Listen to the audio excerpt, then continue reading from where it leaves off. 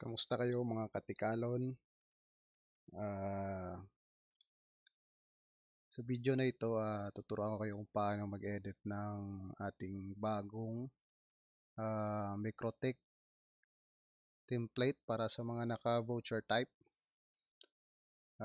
Pwede po dito yung Micmon or Userman or kung anong man klaseng hotspot. Pwede po dito as long as Microtech.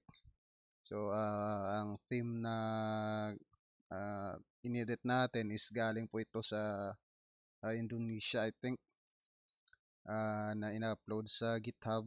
Libre lang naman po ito. Kalimutan ko kung sino yung may-ari, pero fair usage license naman. So, bagong lahat, habang pinapanood mo ito, yung video na ito, I assume na alam na ninyo kung paano gumana yung KLCIS voucher system. Kasi kung hindi pa, meron tayong video. Ilalagay ko lang sa video description yung tutorial, no, kung paano gumamit ng KLCIS voucher system.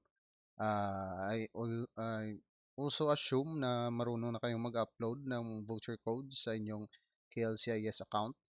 So kung hindi pa, ilagay ko din sa video description kung paano kayo mag-upload.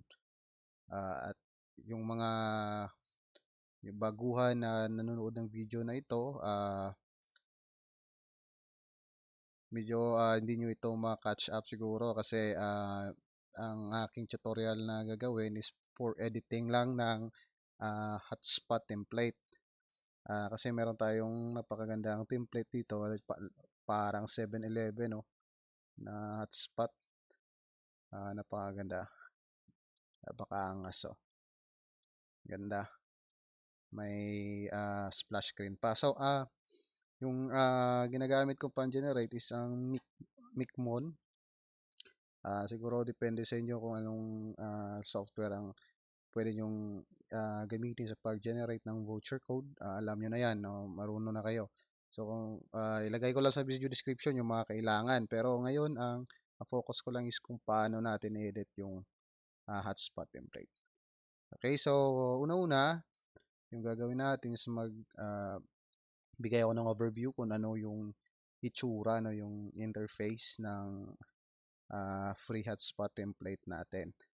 Ay, kung paano natin ma-edit. So, sa pag pop up ng inyong wifi, pag connect ninyong mga client, ganito po na unang lalabas yung login.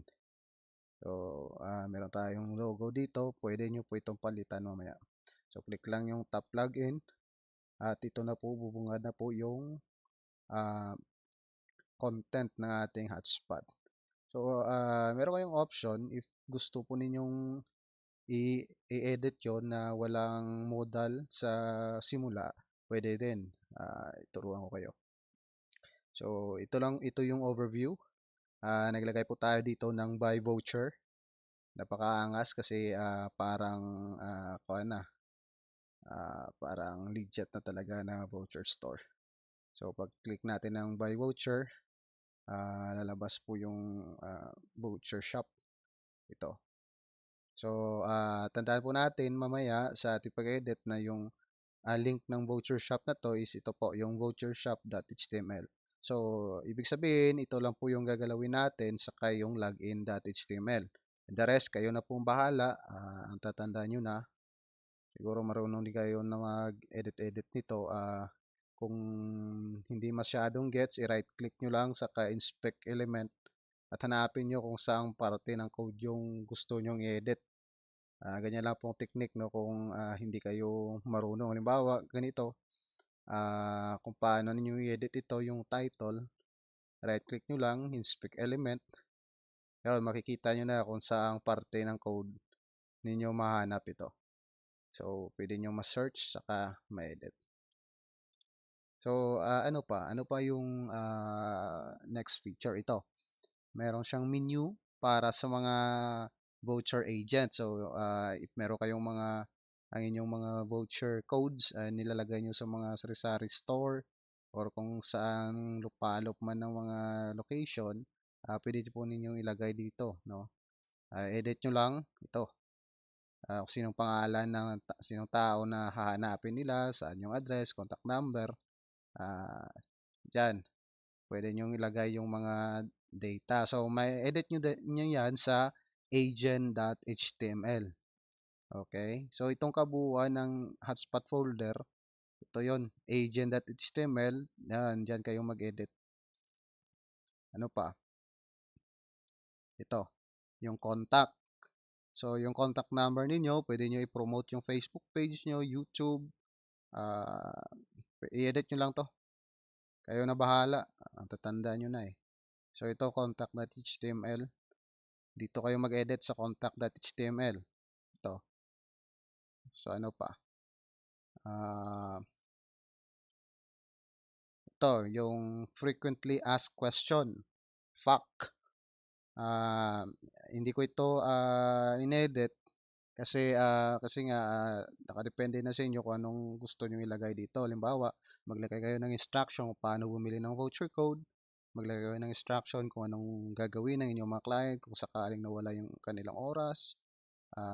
Halimbawa, kung paano mag-set sa device map, pwede nyo gawin yan. Dito kayo sa help.html, i-edit nyo lang ito. Ang ganda naka-accordion. Yun. So, maglagay kayo, limbawa, dito sa number 1, i-edit nyo ito. Sa help.html, ito, i-edit nyo lang. Pwede nyo ma-edit yan. Halimbawa, lagay kayo, paano bumili ng voucher code, lagay kayo ng details dito.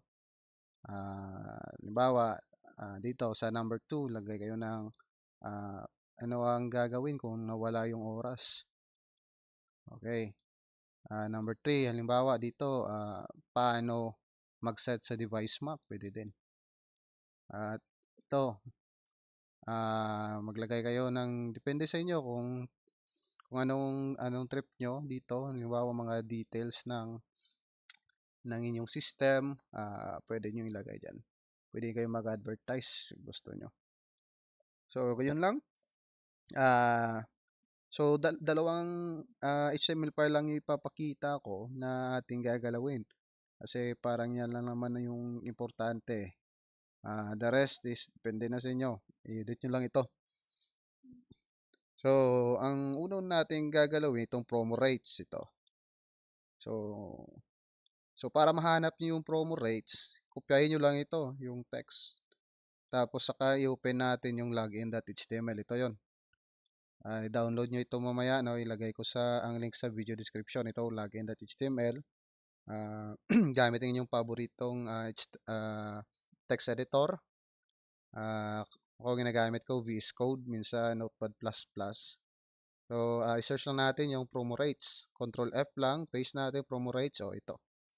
So, nasa line 103 yung promo rates. So, palitan nyo ito kung depende kung anong yung mga rates dito. Halimbawa, yung 5 peso ninyo is nag 2 hours. Maglagay kayo dito ng description. Kayo na bahala. Okay, edit nyo lang ito, lahat ng promo rates. So, kung kailangan yung mag-add ng promo, ikopyahin nyo lang ito. Ito yung opening div at closing div. Kopyahin nyo lang, saka ilagay nyo sa ilalim. Mag-space kayo, saka i-paste. Ganyan lang po magdagdag ng promo rate. Yan ang promo rate. Dito nyo po makita yan ito. Yon, yung may scroll bar. Yung may horizontal scroll bar. Paano mag-edit ng title? Ito, kopyahin nyo lang ito. Same process. Mag-search kayo. Paste nyo dito sa search. Yon. So, lumabas yung KLCIS voucher system. By the way, modal pala ito. Ito yung nasa modal. So, gaya ng sinabi ko, pwede nyo pong i-edit ito na hindi na babalik pa sa modal. Ito po yung modal eh. Kung sakaling mag-connect yung client ninyo sa inyong Wi-Fi hotspot. So, ang gagawin nyo lang, isi-comment up nyo to. Comment lang. Yun. Comment yung buong code ng modal pop-up. Saka i-save. Kita nyo, pag click natin login, no? Ah, ay, hindi. Kasi, nasa Microtech pala ito. Nasa Microtech pala naka-upload. Yung offline lang yung ma-edit ko eh. Pero, ganyan lang po. I-comment nyo lang itong modal na ito. Automatic po. Ang modal na ito ay hindi na po lalabas. Bali, yung lalabas lang is ang ito. Dito na diretso na dyan. Okay, so i-uncomment ko lang ito kasi itong file na to yung i-upload ko eh. So saan yun? Ito, move up tayo. Doon. Nasa line 49, yung title, edit nyo lang ito. Kung anong pangalan ninyo piso wifi. Saka maglagay kayo ng description. Depende sa inyo kung maglagay kayo ng description. So, mas maganda kung meron kayong slogan-slogan dito eh. Lagay nyo dyan yung kayong may pinakamabilis na internet sa inyong barangay. Pwede nyan. Kayo na bahala. Tatandaan nyo na. So, ano pa? Okay, so all goods na tayo sa login.html. Ang kagandahan nito, actually na-fix ko na yung mga error dito sa login.html. Isa sa nagpa-delay sa akin na hindi ko ina-upload dito kasi minsan kailangan pa i-click ang voucher bago maglagay ng voucher code. Ito po yung ang bug ng template na ito. So, ako na nag-fix, gumawa ako ng JavaScript code, vanilla JavaScript. Ika nga, gumawa ko na automatic pag click nyo ng home, ito yung home, automatic po selected na yung voucher, saka nakaset by default na pag click ng login is automatic voucher code na yung selected. Kasi ang template na ito galing sa GitHub, kailangan pa i-click yung voucher eh. Kahit na voucher na yung lumalabas dito, i-click mo pa bago ka maglagay ng voucher. Kasi kapag hindi mo na-click, kahit na may input box na yung voucher code, mag-i-error yan. Lalabas yung error dito sa taas. Yun. So, na-fix ko na yan. Ano pa? So, ang next step is i-edit natin yung voucher shop. Ito, yung voucher shop.html. So, tayo po yung gumawa nito. Pakaganda oh. Pangas. Parang Candy Crush yung color eh. Okay, so same process pa rin. Ito yung voucher shop.html. Ito. Open nyo to sa VS Code or kung ano man yung text editor na ginagamit ninyo. Kung hiyang kayo sa notepad, bahala kayo. Okay? So, mag-open natin ng voucher shop. Ito lang yung gagawin natin. Oh. Same pa rin. Ilagay nyo yung description. Ito. Galing dito, no? Lagay niyo yung description ng inyong voucher. So, halimbawa, 2 hours yung 5 pesos. Tapos 5 pesos. Kung 5 peso yon, lagayin nyo dito sa show purchase form, dapat 5 din. Okay, tandaan nyo yan ha. Kung ano po yung amount na nilagay nyo dito, so lagyan ko na lang ng comment, no? Kasi dito yung nakikita ko na palaging nagkakamali kayo.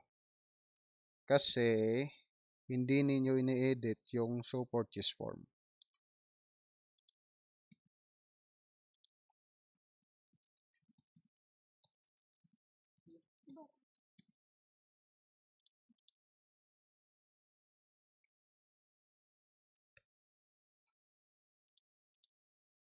So, dapat whole number yan ha.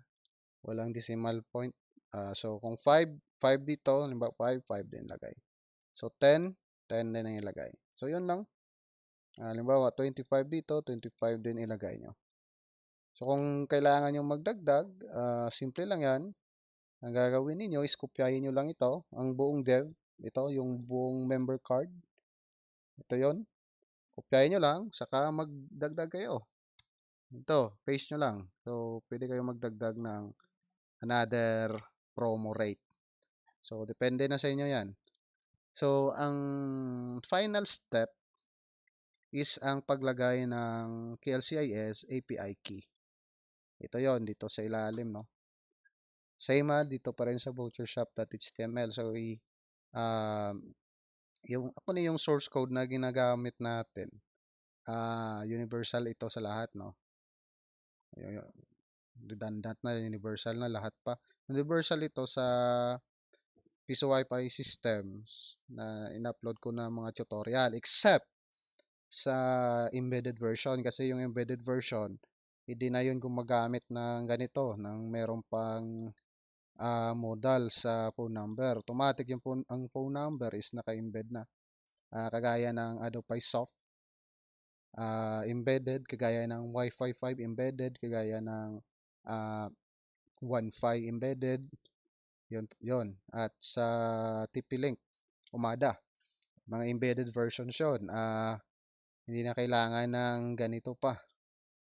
Bali yung kaso, hindi yung cards, kagaya nito na naka-card, na medyo maangas tignan. Yung embedded version natin doon ay ginawa nating drop-down menu. No? Kung makikita ninyo sa ibang tutorial natin. Pero dito, pag-click natin ng buy button, lalabas po yung ito. Lalabas po ito, yung enter your phone number. Ang ganda, oh. Ang ganda tignan. So, mag-exit kayo, click lang na yung sa labas ng card, mag-exit yan. Okay. So, ilagay po ninyo dito yung KLCIS API key ninyo. Alam nyo na yan, no? Kasi kung hindi nyo ito nalagay, ang mangyayari ay mag-error yan. So, halimbawa dito sa voucher shop, or lagay natin, dami number, no? Hindi na, totoong number na to. Click submit. Yung lalabas po dito is mag-error yan. Sabi niya invalid KLCIS API key kasi hindi natin nalagay yung API key. Okay, so kayo na mag-edit nito. Okay, so napakaganda. At by the way, gaya ng mga nag-feedback sa akin na bakit daw yung portal is kung disconnected yung client ninyo sa Wi-Fi, tapos pag connect uli sa AP is diretso na sa status page. Ito yung status page, oh. Ipapakita ko, no.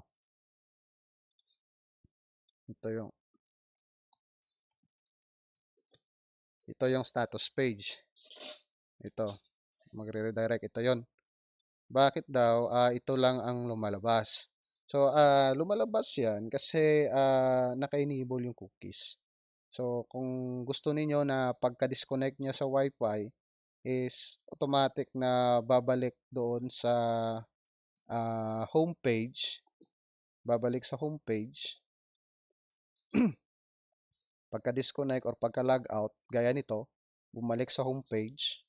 Ang inyong gagawin is i-edit po ninyo yung hotspot server profile. Ang gawin nyo, i-enable nyo lang yung HTTP CHOP at HTTP POP. Tanggalin nyo yung cookies dito. Tanggalin nyo din ang MAC cookie. Okay? Tapos, iset ninyo yung timeout. Sa hotspot server, ginawa ko 3 minutes yung idle timeout bago makick. Okay, so kung nakita nyo, pagka-log out, hindi na bumabalik sa status page. Balik login na. Okay, so kayo na yung bahala nito. Mag-edit. Kung may mga katanungan kayo, mag-post lang kayo sa comment section. As well as paki-like, share, subscribe. Pakihanap na din ng KLCIS Voucher System Facebook page at Facebook group. No? Doon ako palaging active. Doon kayo mag-comment, magtanong. PM nyo ako sa Facebook, sa personal Facebook page ko. Kayo na bahala. Iwan ko na ito sa inyo. Free. Na-fix na yung mga error at bugs. Napakaganda. Napakaganda. Okay, so maraming salamat sa pagtangkilik ng ating KLCIS voucher system. Mabuhay po kayong lahat.